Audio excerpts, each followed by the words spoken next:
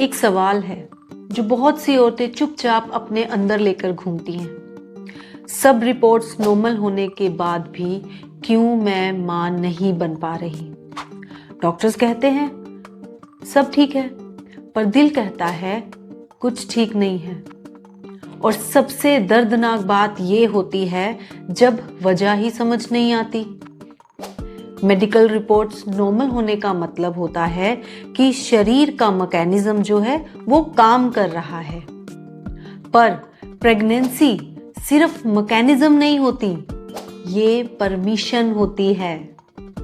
और ये परमिशन दिमाग से नहीं, सबकॉन्शियस और आपकी आत्मा से आती है।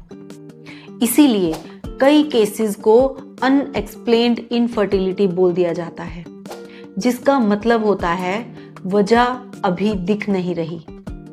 जरा सोचिए, क्या कभी मिसकैरेज हुआ? क्या डिलीवरी का डर है? क्या आपके मन में कहीं ये छुपा है कि मेरे साथ कुछ गलत ना हो जाए? अक्सर औरतें कहती हैं मैं रेडी हूं, पर सबकॉन्शियस माइंड कहता है मैं सेफ महसूस नहीं कर रही। आपके अंदर से वो आवाज आती है, और जब सेफ्टी नहीं होती तो शरीर गर्भ को रोक लेता है। ये गलती नहीं होती, ये सुरक्षा का मैकेनिज्म होता है। अब आते हैं उस पहलू पर जहां साइंस पहुंच ही नहीं पाती, और वो है पास्ट लाइफ। कई बार डर इस जन्म का होता ही नहीं है। PLR सेशन यानी कि पास्ट लाइफ रेग्रेशन में सामने क्या क्या आता है? पिछले जन्म में डिलीवरी के वक्त मौत हो जाना, बच्चा खो देना, जबरदस्ती मां बनाया जाना, या गर्भ को श्राप या पाप माना जाना। ये यादें दिमाग में नहीं होती, ये आत्मा की यादें होती हैं।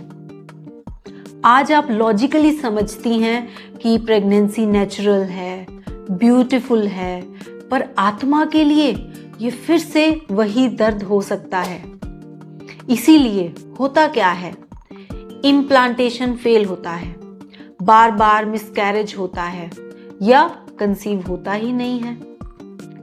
शरीर कह रहा होता है मैं आपको दर्द से बचाना चाहता हूं। पास्ट लाइफ रेग्रेशन में आप अपने ही सबकॉन्शियस से मिलती हैं। पुराने जन्म के अधूरे दर्द सामने आते हैं।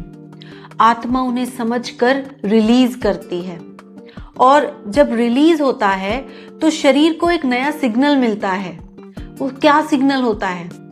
अब खतरा नहीं है, अब मैं सुरक्षित हूं, अब मैं मां बन सकती हूं। और यहीं से हीलिंग स्टार्ट होती है। अगर आप सालों से ट्राई कर रही हैं, रिपोर्ट्स नॉर्मल होने के बाद भी थक चुकी हैं, अंदर से टूट चुकी हैं, तो शायद समस्या शरीर में नहीं, आत्मा के बोझ में है।